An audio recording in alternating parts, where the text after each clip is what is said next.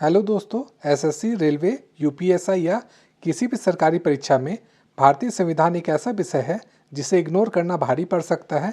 आज की इस वीडियो में हम संविधान से जुड़े वही प्रश्न देखेंगे जो बार बार एग्जाम में पूछे जाते हैं।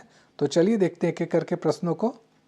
तो पहला प्रश्न है, भारतीय संविधान में वर्तमान में कुल कितने भाग हैं? तो भारतीय संविधान में वर्तमान में कुल भाग हैं 26।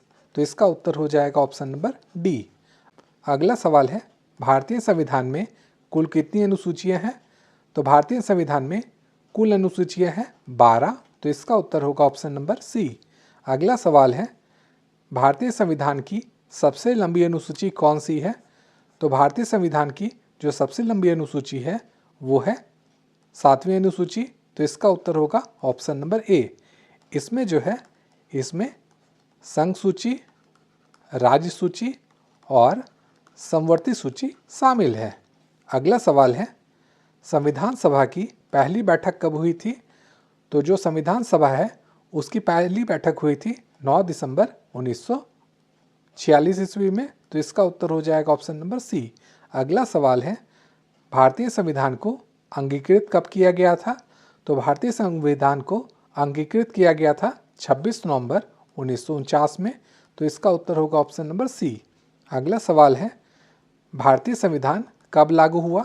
तो जो भारतीय संविधान है वो लागू हुआ था 26 जनवरी 1950 में। तो इसका उत्तर होगा ऑप्शन नंबर सी।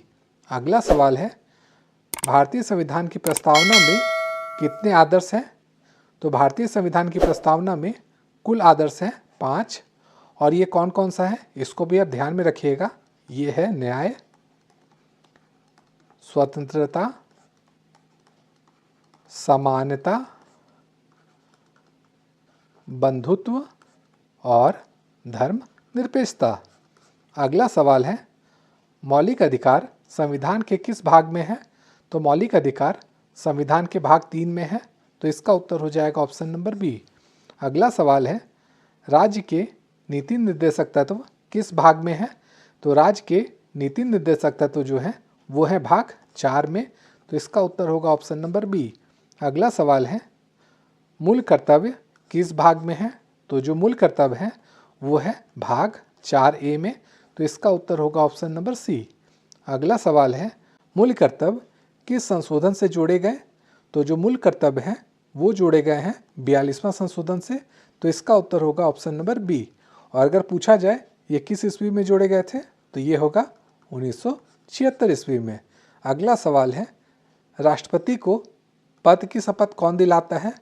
तो राष्ट्रपति को जो पद की शपथ है वो दिलाता है मुख्य न्यायाधीश। तो इसका उत्तर होगा ऑप्शन नंबर सी। अगला सवाल है, उपराष्ट्रपति को शपथ कौन दिलाता है? तो उपराष्ट्रपति को शपथ जो है वो दिलाते हैं मुख्य न्यायाधीश। तो इसका भी उत्तर हो जाएगा ऑप्शन नंबर बी। अगला सवाल है, भारत का प्रथम राष्ट्रपति कौन था? तो भारत का जो पहला राष्ट्रपति था वो था डॉक्टर राजेंद्र प्रसाद। तो इसका उत्तर होगा ऑप्शन नंबर बी। अगला सवाल है, प्रधानमंत्री की नियुक्ति कौन करता है?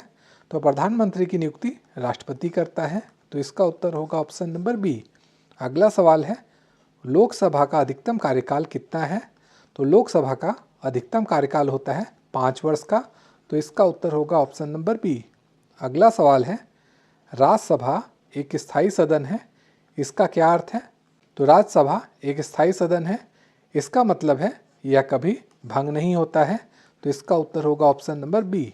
अगला सवाल है, राज्यसभा के सदस्यों का कार्यकाल कितना होता है? तो राज्यसभा के सदस्यों का जो कार्यकाल है वो होता है 6 वर्ष का। तो इसका उत्तर हो जाएगा ऑप्शन नंबर सी। अगर आपको वीडियो पसंद आ रहा है और आप इसी तरह का वीडियो और भी चाहते हैं तो कमेंट में ज़रूर लिखिएगा।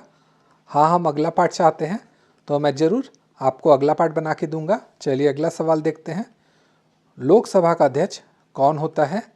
तो इसका उत्तर मैं नहीं बताऊंगा, इसका आंसर आपको कमेंट करना है। अगला सवाल है, भारत का सर्वोच्च न्यायालय कहाँ स्थित है? तो भारत का जो सर्वोच्च न्यायालय है वो स्थित है नई दिल्ली में। तो इसका उत्तर होगा ऑप्शन नंबर सी। अगला सवाल है, न्यायिक पुनर्लोकन की शक्ति किसे प्राप्त है? तो न्यायिक पुनर्लोकन की जो शक्ति है वो प्राप्त है सर्वोच्च न्यायालय को। तो इसका उत्तर होगा ऑप्शन नंबर सी। अगला सवाल है, भारतीय संविधान का जनक किसे कहा जाता है?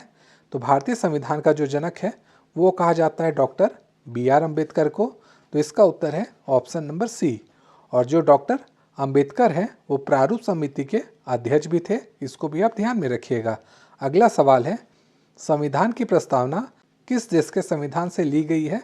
तो संविधान की प्रस्तावना जिस देश से ली गई है वो देश है फ्रांस। तो इसका उत्तर होगा ऑप्शन नंबर सी। अगला सवाल है, भारत को गणराज्य कब घोषित किया गया था? तो भारत को गणराज्य 26 जनवरी 1950 ईस्वी में घोषित किया गया था।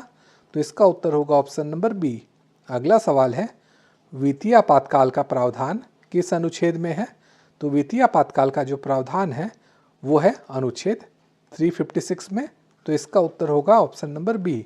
अगला सवाल है, राष्ट्रीय आपातकाल किस अनुच्छेद में है? तो राष्ट्रीय आपातकाल जो है वो है अनुच्छेद 352 में। तो इसका उत्तर होगा ऑप्शन नंबर ए। अगला सवाल है, राज्य में राष्ट्रपति शासन किस अनुच्छेद में है? तो राज्य में राष्ट्रपति शासन जो है वो है अनुच्छेद 356 में। तो इसका उत्तर होगा ऑप्शन नंबर सी। अगला सवाल है, संविधान संशोधन की प्रक्रिया किस अनुच्छेद में है? तो संविधान संशोधन की प्रक्रिया अनुच्छेद 368 में है। तो इसका उत्तर होगा ऑप्शन नंबर डी। अगला सवाल है, भारतीय संविधान में संघीय व्यवस्था किस देश से ली गई है? तो भारतीय संविधान में संघीय व्यवस्था जो है वो ली गई है अमेरिका से। तो इसका उत्तर है ऑप्शन नंबर ए। अगला सवाल है, मौलिक अधिकारों को निलंबित किया जा सकता है।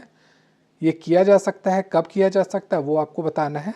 तो ये होगा आपातकाल में। तो इसका उत्तर है ऑप्शन नंबर सी।